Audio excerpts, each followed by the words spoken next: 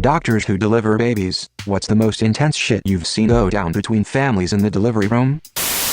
My buddy, who is very white and a soldier in the army, had gotten sent back home from his deployment to be with his wife as she gave birth. His wife is also white. The baby was not white. The baby was black. Very black. Long story short, the wife had fooled around with a guy right after her husband went out for his deployment, and when she found out she was pregnant, she figured there was a 50-50 chance it was her husband's and not from her other lover. She said, "I am just going to tell him it's his baby and hope it all works out." It didn't. My friend said his heart sank when he saw the doctor's eyes. The doctor saw the baby was black before he did, and the doctor knew it was about to get a lot more messy than it already was. He ended up divorcing her. She ended up becoming a complete mess, and the real father was nowhere to be found. My friend ended up adopting the baby that his now ex-wife had given birth to. The baby boy is now 6 years old. My buddy is remarried to a lovely wife, and none of us have a freaking clue where his ex-wife is or the real father is. This was my husband's birth in 1944. His mom was in labor in a small town birthing home. It was at the local doctor's house. His mom was in a back room with the doctor and the nurse.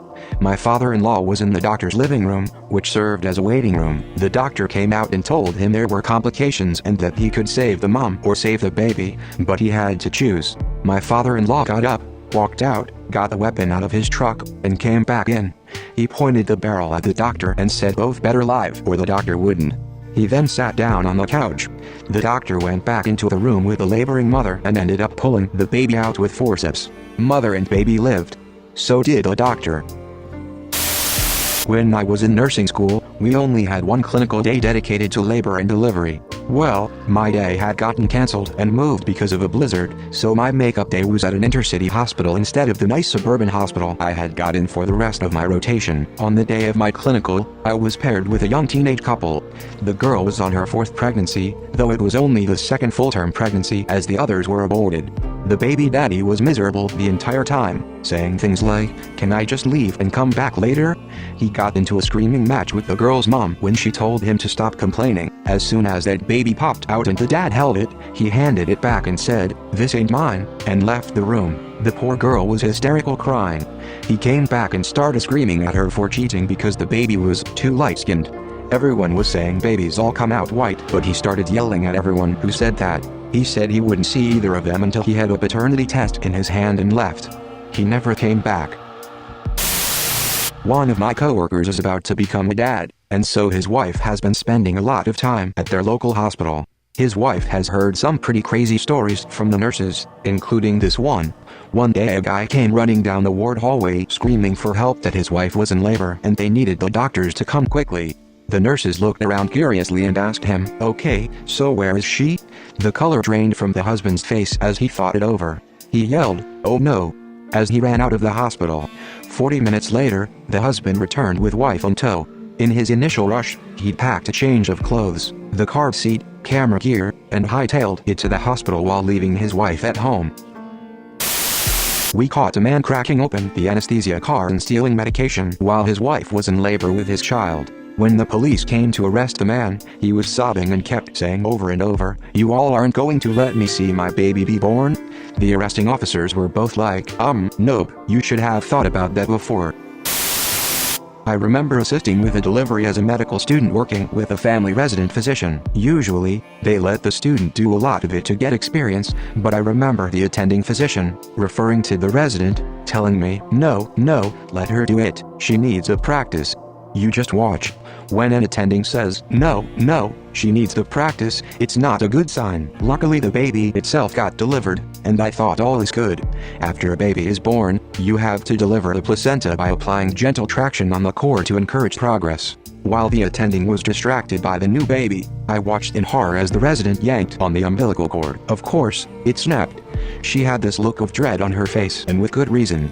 Now we had to take drastic measures. The attending physician was explaining to the husband what would happen next. "We are going to take her back to the OR. She is having surgery?" "Hopefully not, sir. We are going to extract the placenta manually."